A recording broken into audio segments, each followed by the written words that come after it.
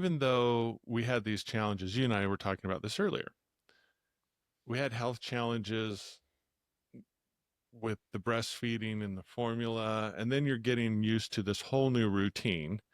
And it's like logistics, right? It's like a small army to pack everything, and just to go to the grocery store takes planning, effort, and time to prep, leave, accommodate, and then when you get back home, you have to, unpack everything. So it definitely takes an impact on your time, your schedule, and your energy for sure. But one thing I think, again, that was really critical for you and me is that it was a team sport, that we did this together. But one point I really wanted to make is that we made you and me a priority. Even though we were now having children and that was a big phase of our life, it wasn't, our marriage was always the top priority. Yeah. And I sometimes struggle when couples are like, it's all about the kids. I do everything, I'll do anything and everything for my kids.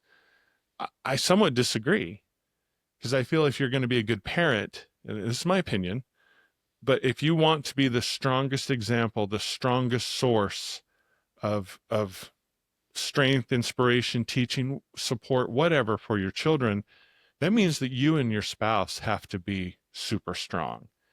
And the only way that happens is if you take the time and you really prioritize each other in the middle of all this chaos, in the middle of all the fatigue. Because if you don't, all of a sudden the kids can become, I don't know if you'd call it a crutch or an escape or a buffer in a negative way. And it can impact your relationship. Yeah, I mean, I totally agree with that. I think we really tried to, even our first year of having Taylor, we tried to go on date nights. Your parents were close by. They were great sports. I remember once we tried to go out and they called and I could just hear Taylor screaming in the background and she was crying. And so we're like, we're almost done with our date. We'll be home soon. So just trying to even have a little time where we could be together and just have some time because it was hard. It was hard. I had a hard time losing my baby weight, trying to feel sexy and, trying to feel, have that intimacy was a hard thing for us to kind of stay connected. So we really had to make that effort to make our relationship a priority. I don't think there's a cheat code or any magic formula. I think every couple goes through it. I do think date nights was something that we've always really tried to make a priority. There are times where we did better than other times, but I think that's been a really important part of our relationship is really trying to find time for date nights where we just went out together. And I think that's the main takeaway is you keep trying. Hmm. You can't give up, because if you don't keep trying to have a date night, maybe it was just a walk together holding hands around the block. Maybe it was just, finding someone to watch the little ones while you go like To Costco, Costco or sometimes the Costco's grocery are store. our date night. Right. But if you don't try, it slips, or the Mhm. frequency gets longer and longer between. I remember too, even when our kids were fairly little, one thing I think has been a huge success for our marriage is we would try to do a vacation, just me and you, Mhm. away from the kids, completely away from the kids. And sometimes that's easier said than done, but and oftentimes it was a once a year thing, but we always tried to do that. And that was kind of the reconnection for me and you. You Mhm. talk about intimacy, you talk about connection and those kind of things. It's hard to do when you have a little one. Well, you always joked about vacation Kendall. What did you mean by vacation Kendall? Oh, it was a lot of things, but I could just see that the stress, the worry, you'd kind of take off your mom hat and put on the My wife hat, the lover hat. Um, you would I wear didn't have sexy stuff. distractions. Yes. I didn't have other distractions. And it's not that necessarily the kids are, a problem or anything like that, but who was my main focus was you. I was able to totally focus just on you. And I think you really, really enjoyed that. So sometimes You would just say, I'm ready for a vacation, I Kendall. love vacation. I still to this day love Vacation Kendall. And that's a reality for a lot of people. You only have so Yeah. much time, so much energy in the day. And oftentimes, especially when you have several little ones, Hmm. there's very little left in the tank for your spouse. Yeah. And so I think that's why you have to try extra hard to do that and sometimes really plan it. And so Vacation Kendall was a hell of a lot of fun. And And I really tried to bring Vacation Kendall home yes. so that I could incorporate some of those practices here at home. So I was more relaxed, that I made more of an attempt to focus on you, that it wasn't just the kids that or just when we had date nights, that I made more of an attempt to put you as a priority, even when chaos was going on and maybe around us. So, Well, and it wasn't always easy on vacation too. I mean, yeah. cruising is something you and I like to do. We've been on a bunch of them. I'll never forget we were leaving St. Thomas on the cruise ship Yeah. and we got a call. We had two calls. So one of the cruises that we went on, we had four kids at the time, and two of them were little. Let's see, Carter was maybe one, I think 1.5, 2. something like that, Yeah. and then CJ was probably three, and then our other two were older. And so we had one phone call that Taylor was rollerblading and fell, and they thought she might have broken her wrist. Mhm. So your dad had to take her to the emergency room. Luckily, it wasn't broken. And then when we were leaving St. Thomas, we got a call from a neighbor that said there was an ambulance in front of our house. And I'm like, what is going on? So I call, and they said that our youngest, Carter, had gotten into my mom's sleeping pills. That scared the crap out of me. Oh, well, and back then, this was, a long time ago, the Wi-Fi was terrible on cruise ships. So we're leaving port, and all of a sudden the phone Connection dropped. connection dropped, and I did not, all they said was that they were taking Carter to the hospital, and that was it. And I just remember just pretty much crumbling in tears. That was just like the worst moment because we had no idea, and I had no way of finding out like how he was doing. And we had to wait till the next island so that we could call home. Everything was fine. Yeah, he was It okay. was a precaution. He was fine. But still, it's not like there aren't challenges even when you prioritize, Yeah. but it's worth it. And I think that's the key thing is you have to make time. You have to be deliberate. You have to plan. Well, and we learned from that cruise. Our next cruise, the kids were a little bit older, and we ended up hiring a nanny who was CPR trained, who had great reviews, and actually the kids loved it. Loved her because she took them out bicycle riding, and they went on these fun little walks, and she played with them, and they just had a great time. So, and no calls to the ER or anything like that. They were great. Well, So, in all fairness to our parents who had been great in the earlier years, I think they were relieved that they could just come over, visit, play with the yes. kids, and then leave because it's a full-time job. Yes. And I think that's what they also realized as our parents is trying to watch four kids, two little ones and two kind of preteens was a lot to do. That's a big ask. Yes. So, So we learned how to make these vacations and these trips better for everybody. But some really great experiences there, and we always did it together. Um, Maybe as we wrap up this episode, we can talk about we had our first two kids really easily. We decided we wanted to get pregnant. You got pregnant. We had the babies. I mean, we knew where we got conceived, both our first two kids. We Date and knew. time. Yep. We knew how I got pregnant. But then after we had those first two, because we had two in diapers, they were 21 months apart. So we wanted to kind of have a little break, just enjoy our first two. So I got an IUD so that I could have a little time just enjoying them. But when we decided, hey, we're ready for number three, I went to go get my IUD out and it got stuck and the doctor couldn't get it out, and I ended up having to go get it surgically removed. And I think that kind of messed things up a little bit down there. So when we started trying to have number three, nothing worked. And another year went on, another year went on, another year went on, and I couldn't get pregnant.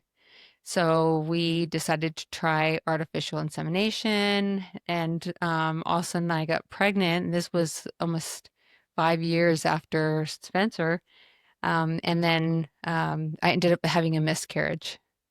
And I just remember going, and Chris didn't even go with me. I mean, I think we just thought, I Everything's don't fine. even know why you didn't come with me. No, because we thought everything's fine. It was a normal checkup. I think it was like your 3 or 4 month checkup, something like that. Yeah, it was for an ultrasound, Yeah. but I mean, it was just not ultrasound. It was just a checkup. Hmm. But it was like my 2 month checkup. It was just to, Not a big deal. yeah, it was just to go get a checkup. But when she went to go listen for the heartbeat, there was no heartbeat. And I just remember like I was just by myself and she went to go get the doctor and they came in to tell me. And that was just devastating. I just remember just crying and crying. And because I was so excited here, it was been 5 years and we'd been trying to get pregnant when I finally was, and then to not hear the heartbeat and be able to see that little baby there. It was really difficult. So I had to call Chris and tell him, and so he met me back at home. But I just remember crying all the way home in that car ride. I remember the call. We just never really had that challenge before. We didn't see it coming. Well, never thought I'd have a miscarriage. I thought everything was fine, and I didn't really know many people that had had miscarriages. So, like having that, and then at the time I was really active in the LDS Church and in the Relief Society. So, ended up people found out about it, and so it was a neat experience in some ways because I had other ladies come up to me and said, "I've had a miscarriage. I know what you're going through, and I've had a miscarriage." And like finding other ladies, all of a sudden they're like, I sharing their stories with me was really helpful. I didn't realize other women had had miscarriages, and so being able to be there for them and vice versa was a really neat experience. And I've really taken that with me over the years because when I do find out other people have had a miscarriage, I try to reach out to them because it's for some reason is something that as women we don't talk about very much about those experiences about losing a child that way. And admittedly, for the male, for the husband, the man, that's hard to relate to because it's your body. I can't see it. I can't hear it. I can't touch it. It feels somewhat disconnected, if that's Yeah, fair you to don't say. have a connection to that. Yeah. So the emotional, certainly I feel the loss, like, and I remember feeling really badly, but it hit you much harder than it hit me. Hmm. I think that's fairly normal, but it really stuck with you for a while. And then finally we gave up. We said, we're not going to have kids. We have two healthy kids. We're okay with that. We just need to be happy with it. So it was at that time we bought a house and we were remodeling it. We could totally, the pressure was off because we kind of went through the whole let's get pregnant, and it almost became a chore Hmm. or very planned, not super sexy, not super fun. Let's do this, let's do this, let's do this. And it wasn't happening. So we finally gave up. And when the pressure was off and we were focused on something else, that's when CJ joined us. Yeah, just out of the blue, all of a sudden I got pregnant. And when we saw the doctor, they said the miscarriage probably was a blessing. Like it helped kind of restart, clear out the cobwebs, whatever you want to call it, and kind of get things going again. And after that, I had a DNC, which kind of cleaned everything out. And for some reason, that just kind of helped get things going. But yeah, we stopped stressing about getting pregnant. And then all of a sudden, I was pregnant with CJ right in the middle of totally remodeling this house. So that was a lot. That was very difficult. Plus, I was older Yeah. then. And with CJ, you had him in the summer. So, Yeah, I had him late August. He was born on August 24th, but my feet, we were talking about this earlier that uh, of all four of the kids, his probably was the hardest at least pregnancy wise, because I had major cankles. Like my feet, the kids used to push on my feet because they would leave a huge dent in my feet. Like I just they were so swollen all summer long. So I like lived in our cool basement. But the pregnancy went really well. Uh, Again, you were a happy pregnant person. And we thought, well, after we had CJ, if we could sneak one more past the goalie and get number four, because at this point we had a 6 year gap, two older ones that were 20 months apart. And then we had CJ, and we really wanted to have a fourth so that he wouldn't feel like an only child or be alone. And we were very fortunate and blessed that we had Carter 20 months later. So there's their own challenges when you have different age ranges like that, but it worked out. And again, I'm just so grateful that we have our kids. They're very different. Each of them has their own personality, but it really is a team sport. It really is something we've done together the entire time, and kind of going through these challenges. But there were so many positive things too, and we'll talk more about this in different episodes. But it was fun reminiscing about the beginning Hmm. and how we built our little family. And ironically, some of the health challenges we had and how we dealt with those and how we built each other up really became, again, another strength or another foundational element of our relationship. But you were always number one, honey, to me. I love our kids, thrilled about being a dad, but you were always number one. I always wanted to make sure you were okay, and then together we could do what we had to do. Yeah. And wanted to share this sweet memory. So when I was going through that really hard time with Taylor, with the whole breastfeeding and being so anemic, I remember getting in the shower and I was just crying and crying and crying. I forgot about this. I forgot about this. Keep going. And then you came and got in the shower with me, and you just held me in the shower as I just cried and cried. And, that was just such a special moment for me. And I remember telling you about this, and you said you forgot about it. But I, that was just a really neat moment for me, feeling like that you support me, like everything's going to be okay, even though it's so hard right now, with all the health stuff I was going through, I just knew I'd be okay because you were right there. You were my rock, and you've always been my rock. So I just want to tell you how much I appreciate you. Uh, Again, it's not like it's hard. I mean, you're an amazing mom. You're an amazing wife, and I look at how we've tried to raise our children, and we'll have an episode just on some of our philosophies and things that we do. But at the end of the day, you've got to be there for your spouse, and I always felt as my honor and privilege.